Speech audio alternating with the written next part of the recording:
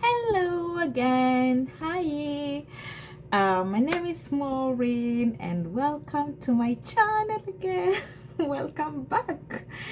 Yeah, I'm still getting a bit of getting used to, and yeah, hope you guys have been good. You've had a lovely week.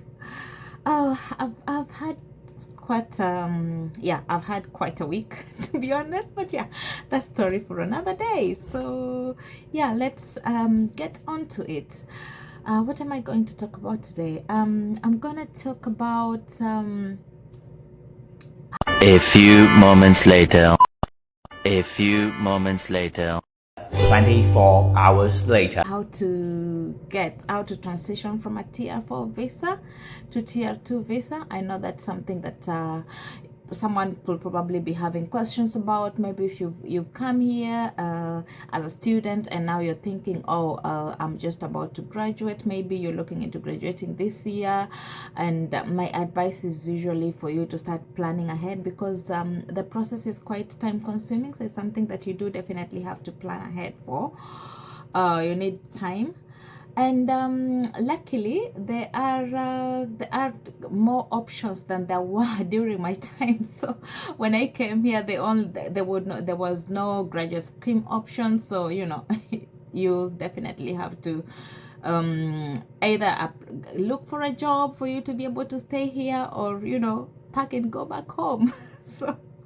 so yeah, but yeah, we'll be talking about it. I'll share some of my tips with you and some of the things that I've researched and found out, and hopefully this will be helpful. So just before we continue, I'd just like to just a quick request to please click on the link below and subscribe on my YouTube channel. And if you'd like more videos like this, obviously I'm happy to post more similar videos. And yeah, so let's get on to it. Yeah. All right. Yeah, I get all, sometimes I laugh a lot, but yeah, just don't mind me. So I will share some of my tips with you and some of the things that I did personally coming to the UK. Obviously, I came here to do my master's. I think, like I probably briefly mentioned on my introduction video. If you can just, probably you can go have a look to, yeah, for those who haven't seen. I came here to do my master's. It was an 18-month course, and then after that, obviously, it was a full tuition funded master's course. And after that, one of the terms and conditions was for me to go back home. But obviously, having looked at the options, going back home wasn't anywhere in the bracket for me, because there was given the circumstances, I will, first of all, getting a job will be so much of a hassle if I was to go back home. And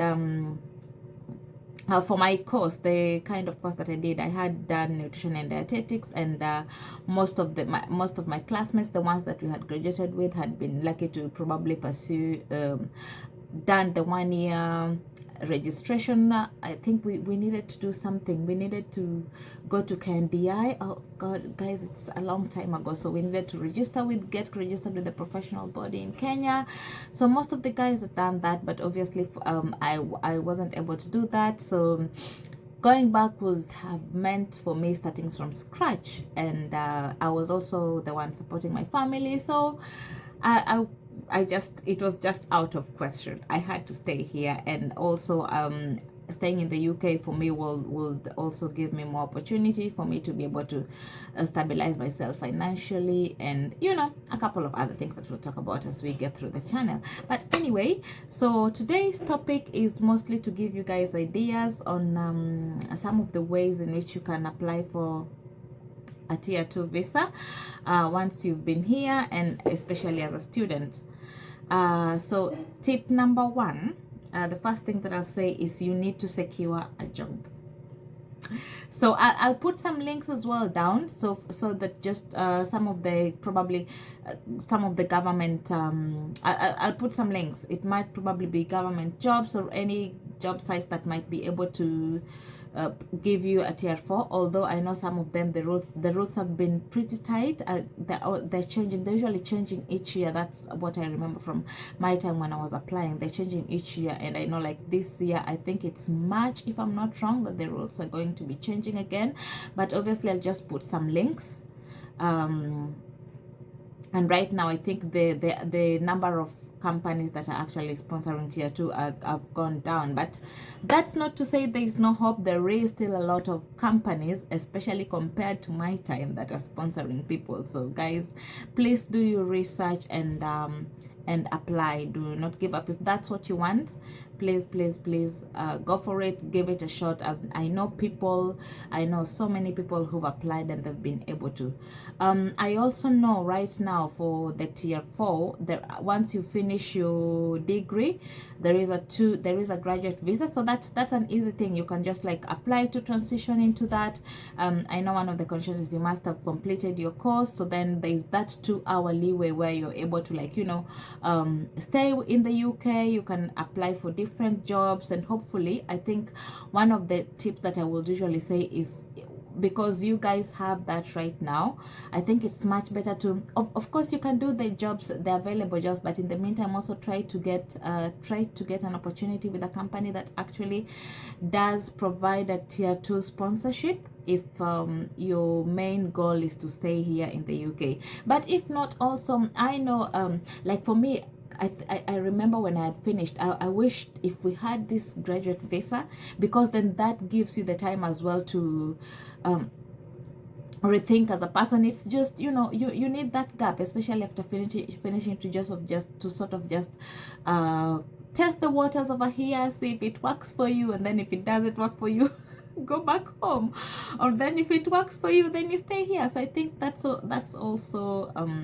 a good thing. So yeah, secure a job, look for a job, secure a job, especially one that provides a sponsorship for tier 2. And then while you're looking for the job, also check the job eligibility. Just ensure that it's meeting the requirements for a tier 2 visa, because obviously for it to be able to sponsor you, they must be able to meet the tier 2 visa requirements, including the minimum salary thresholds. There are a couple of thresholds. There is a threshold for each and every level. So for each and every application, even when you renew your visa, there's usually a salary threshold. So please just make sure you check that. Again, I'll just put a link here as well. Hopefully that will be helpful. And then obtain a certificate of sponsorship. That's number 3. So that's something that your employer, obviously, once you've applied for the job and you've looked up into those things, if a company is actually offering a tier 2 visa, they will be able to provide that certificate of sponsorship. So that's something that you should ask your employer. And then minimum English requirements, but that's usually, especially by the time you come here, especially as a student nowadays, I know that's something that usually you will have met it, having completed the degree. Like my personal experience, because I did my postgrad here, so once you've done a graduate course here, you're considered to have met the minimum English requirements, so that shouldn't be a problem. And then you need to meet the financial requirements, because they'll require your bank statements. Again, if you're lucky, like for me, I remember luckily my sponsor at the time was willing to pay for half, so they were willing to pay for half of the cost of the visa, and then I was going to foot half of the rest of the cost. So that was really helpful, actually. So while they were looking at the financial requirements, the fact that my sponsor was willing to pay for that. So if you're lucky, please, when you're looking, just if you're able to find a company that can sponsor you fully, then even better. But if not, so either way, your sponsor will usually, I think most of them will usually at least make a contribution. So yeah, but they will require financial requirements. There's a minimum that they need to make sure that you're able to sustain yourself. So again, the bank statements will come in handy. I'll put in a link down at the bottom. Apply for the tier 2 visa. So again, with the application, for me, because the man, I'll not lie to you, it's a long process. So for me, just because I never really wanted to make any mistakes, I used a lawyer, I used a legal firm. It's they will charge you more, but then it's just, obviously when you're using a lawyer, it's like, I think it's, I'd say probably like a 97% chance that you're going to get you're going to get the visa, especially as long as your job is sponsoring and they meet the legal requirements. But applying by yourself, okay, fine, it you have to be like someone who is really you need to be quite thorough. And if you're able to do that, then fine, because I also know there are people who have done that and they've been able to get through with it. But I advise, if you're able to, if you can get a lawyer to help you with it, then I think fair enough. If not, also you can apply for it by yourself, but just please be careful, read through the entire documentation, just because once you pay for the visa, it's non-refundable. If you don't get it, you have to, you have to reapply again, and it's a lot of money. So that's why I usually say, if you're able to get a lawyer, especially for your visa, probably for, if once you've gotten an indefinite leave to remain, then I think it's a much safer bet to do it by yourself. Yeah, and then you'll obviously, after that, once you've successfully done that, you'll be able to get the biometric appointment. That's why they just do your biometrics, and then you attend the interview. And again, that's something, if you're doing it through a lawyer, they will advise you. They'll take, in fact, for me, like I remember, because I was using a legal firm, they did everything for me. It was pretty quick. And then my employer paid for the priority service, so I'm really thankful. Honestly, I had like the best employer ever, and I'm sure there are a couple of companies that are doing that as well at the moment. So yeah, while you're doing your research, if you can find that, and you can always ask them for support, and it makes it, honestly, it makes it really easy, and it relieves you of the stress as well. And it speeds up the process. And then you need to pay the application fee, obviously.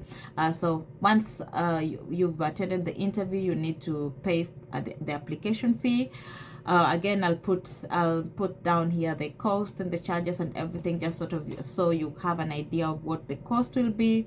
And then the end is to, wait for the decision.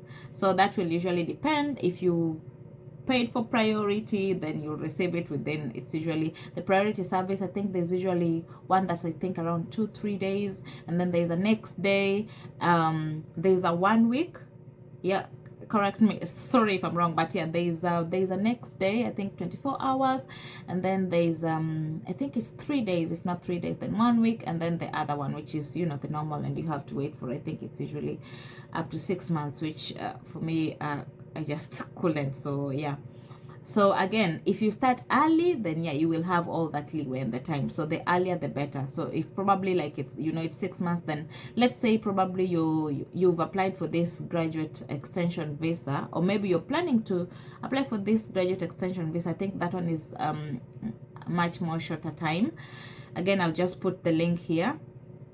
But once you're trying to transition into the tier 2 visa, I think I would usually advise, especially if like you probably the graduate visa that you have is about to expire. Let's say like you have 1 year, I will even start like 1 year in advance, because you need the time. Especially if you're doing it by yourself.